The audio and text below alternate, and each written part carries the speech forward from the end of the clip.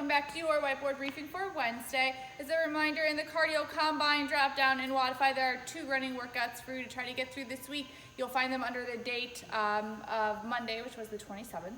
Today, after your warm-up, we're going to move right into foundations because your WOD at the end is going to be a little bit longer. So spend your time warming up, go ahead and then move right along into foundations. What you're working through is going to be a Z press. So again, that's your seated pressing movement. And then we're going to do 5 sets of somewhere between 6 and 10 reps per side. And I'm going to give you that little bit of a window for a couple of reasons. One, depending on what your weight limitations are, maybe it's a little bit heavier for you to work through Z press. You're going to want to stick to the 6 reps. Maybe it's a little bit lighter. You're going to want to go ahead and get all 10 reps in. But it's going to be 5 rounds of 6 to 10 on either side. If you have 2 dumbbells or kettlebells, feel free to do both sides at the same time. That's not a problem at all. You're just going to, again, want to gauge that weight and keep it between 6 to 10 reps for all 5 sets. And if you do have weight where you can escalate and climb, that would be fine too.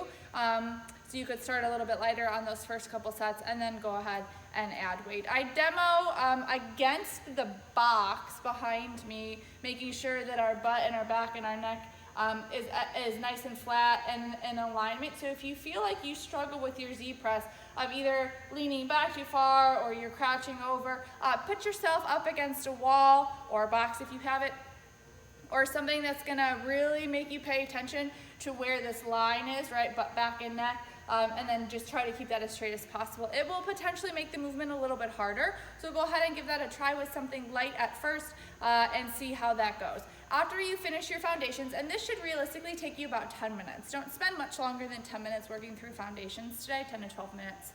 Because your WOD today is going to be an AMRAP 30. So you're all going to be working for the full 30 minutes today. And then you're just going to get through as many rounds and reps as possible. You're starting with 20 V-ups. And again, you want to pay attention and really focus on trying to make your V-ups as tight as possible because it can get very easy to get very sloppy very quickly, especially working through a 30-minute AMRAP. So keep your booties tight, keep your bellies tight, keep your legs tight. Try to lock those positions into place as you open and close your V-ups. So 20 V-ups there.